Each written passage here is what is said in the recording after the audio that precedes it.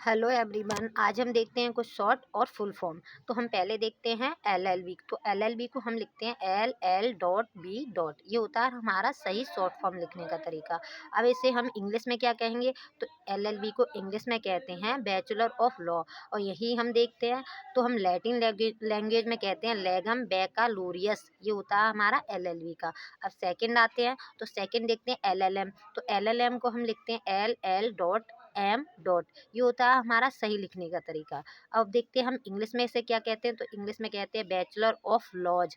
अब इसके बाद आते हैं हम लैटिन लैंग्वेज में, हम एलएलएम को क्या कहते हैं? तो हम एलएलएम को लैटिन लैंग्वेज में कहते हैं लेगम मास्टर्स।